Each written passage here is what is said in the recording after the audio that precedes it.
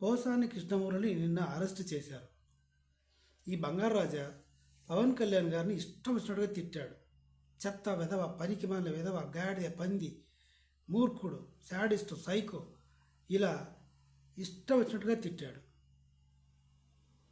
ఇది ఓర్చుకోలేక అరెస్టులు చేపించారా అంటే కాదు. అసలు ఇంత అవసరం ఏంటి? నిజానికి చెప్పాలంటే ఒక చదువుకున్న మూర్ఖుడు పోసాని కృష్ణమూర్తి. ఆయన ఎంఫిల్ దాకా చదివాడు. ఐ థింక్ ఆయన మాట్లాడిన దాంట్లో కొన్ని విషయాల్లో కరెక్ట్గానే మాట్లాడతాడు. మరి సడన్గా అపరిచితుడిలాగా, మెంటల్ కృష్ణలాగా మాట్లాడి గోటితో పోయేదని గొడ్డల్లాగా తెచ్చుకున్నాడు. నెల రోజుల క్రితమే ఆయనకి నోటీసులు ఇచ్చారు, మీరు పోలీస్ స్టేషన్కి రావాలి అని. ఎందుకు అలా నోటీసులు ఇచ్చారు అంటే ఇంటికి వెళ్ళి అరెస్ట్ చేయడం కరెక్ట్ కాదు. ఆయన ఒక నటుడు, ఒకప్పుడు ప్రజారాజ్యం పార్టీలో ఎమ్మెల్యేగా పోటీ చేసి ఓడిపోయిన వ్యక్తి, నిజాయితీపరుడు అన్న పేరుంది.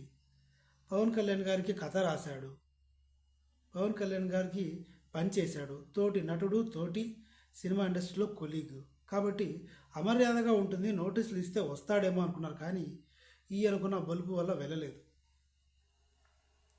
సో ఎప్పుడైతే విమర్శలు గుప్పించాడో ఆ విమర్శలు పవన్ కళ్యాణ్ గారు తీసుకోలేకపోయారు.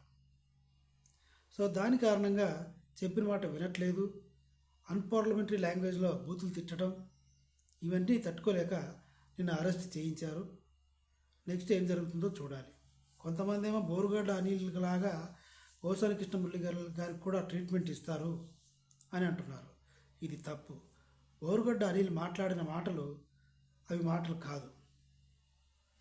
సో ఇక్కడ ఇంకో విషయం నేను చెప్పదలుచుకుంది ఏంటంటే, ప్రభుత్వాన్ని నిందించిన వాళ్ళను ఎంత సీరియస్గా ఫోకస్ పెట్టి అరెస్ట్ చేస్తున్నారో, ప్రజలకు ఏదైనా ఇష్యూ జరిగినప్పుడు కూడా ఇంతే ఫోకస్డ్గా పనిచేస్తే బాగుంటుంది. ఇది నా అభిప్రాయం. Please subscribe my channel. Thank you.